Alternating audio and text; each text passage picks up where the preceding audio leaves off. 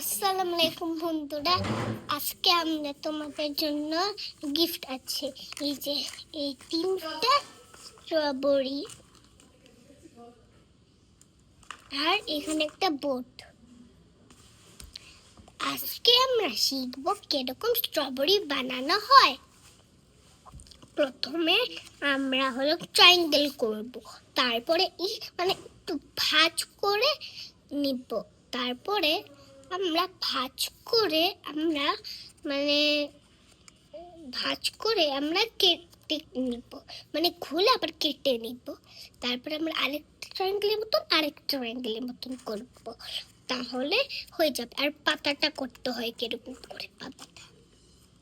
পাতাটা প্রথমে আমরা পেপার নিব গ্রিন কালারের। তারপরে ওটাকে আমরা 7-এর মতন আঁকবো, কিন্তু এই উপরেরটাও বাঁকা নিচেরটাও বাঁকা। তারপরে আমরা কেটে ফেলবো। তারপর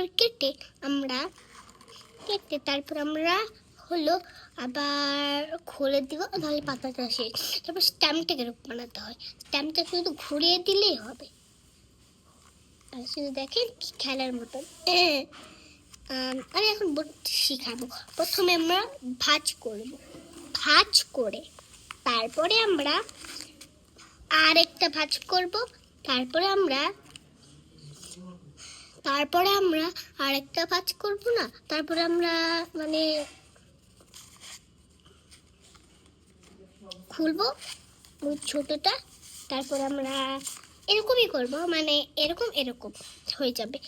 তারপরে আমরা এই যে